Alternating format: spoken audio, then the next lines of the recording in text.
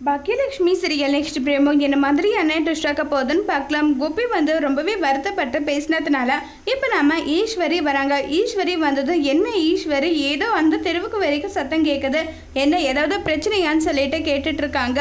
என்னை விட்டுட்டு உங்களால் இருக்க முடியலையான்னு சொல்லி கேட்டதும், ஏய் இருக்க முடியாதெல்லாம் ஒன்றும் கிடையாது, என்ன ஆச்சோ ஏதாச்சோன்னு சொல்லிட்டு பதறி போயிட்டு வந்திருக்கான். இருக்க முடியாதான்னு சொல்லி கேள்வி கேட்டுட்டு இருக்கா.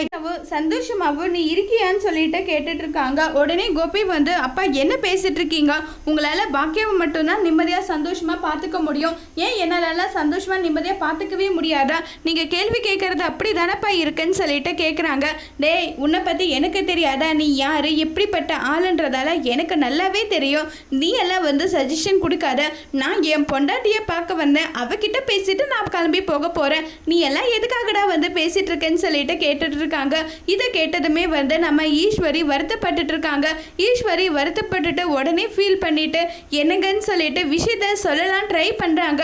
அதுக்குள்ளவே நம்ம கோபி நடுவில் அப்படியெல்லாம் எதுவும் கிடையாது, ஏன் அம்மாவை நான் கண்ணுக்குள்ள வச்சு பார்த்துட்டு இருக்கேன்னு சொல்லிட்டு சொல்றாங்க. ஈஸ்வரி அதையும் மீறி உண்மையை சொல்லுவாங்களா இல்லையங்கிறத வரப்போற எபிசோட்ல வெயிட் பண்ணி பார்க்கலாம். தேங்க்யூ.